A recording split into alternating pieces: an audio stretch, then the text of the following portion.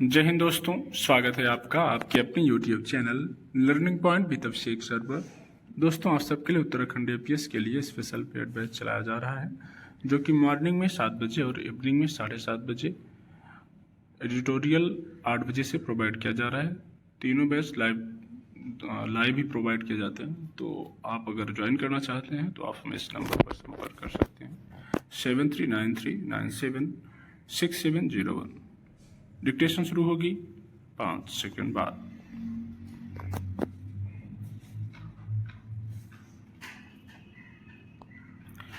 एक व्यापक उथल पुथल और अराजकता के बाद नेपाल अब धीरे धीरे पटरी पर लौटता दिखने लगा है।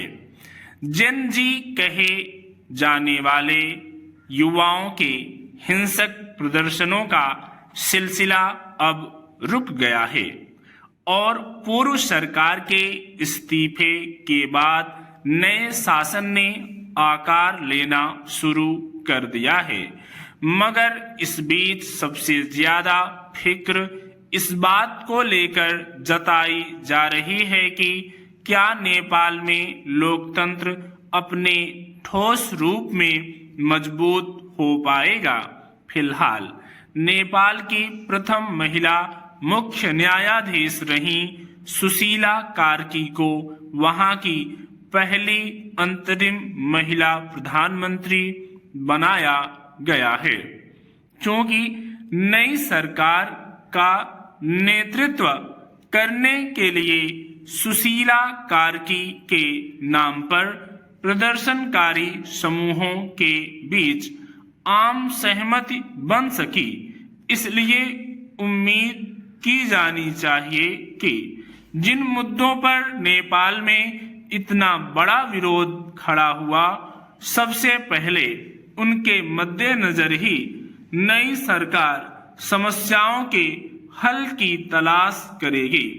दरअसल नेपाल में राजशाही के खात्मे के बाद लोकतंत्र की जो बयार आई थी, उसमें जनता की अपेक्षाओं को पूरा करने के बजाय शासन में भ्रष्टाचार और अन्य वंचनाओं को दूर करने के लिए कुछ भी ऐसा नहीं किया गया जिससे लोगों के भीतर भरोसा पैदा हो पाता।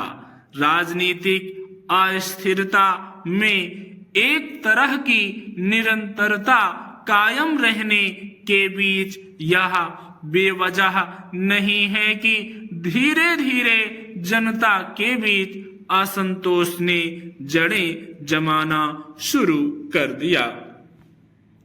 अब नेपाल एक बार फिर नए दौर से गुजर रहा है और यह देखने की बात होगी कि जिन उम्मीदों के साथ वहां की जनता ने बदलाव की राह तैयार करने के लिए सुशीला कार्की के हाथ में कमान दी है, वे कितनी पूरी हो पाती हैं।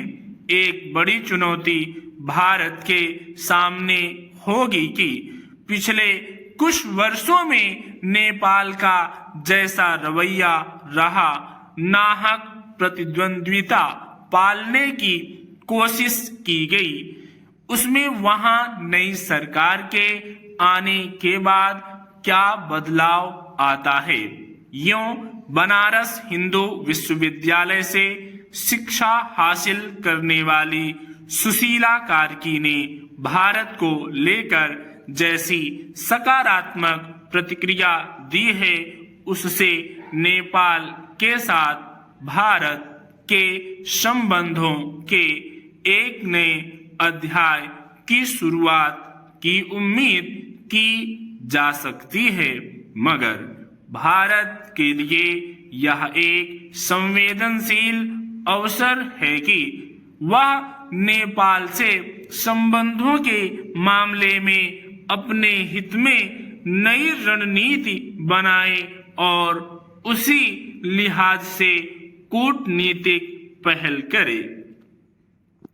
इस समय यह उम्मीद विरोधाभास से भरी हुई लगती है कि सरकार अपने प्रयासों से महंगाई पर नियंत्रण पा लेगी और बाजारों में वस्तुओं का सस्ता दौर आ जाएगा। विरोधाभास इसलिए कि पंजाब, हिमाचल प्रदेश, राजस्थान और उत्तराखंड में बरसात और बाढ़ के कारण जान माल का व्यापक नुकसान हुआ है और उत्पादित वस्तुएं उचित परिवहन के अभाव में नष्ट हो रही हैं। स्टॉप।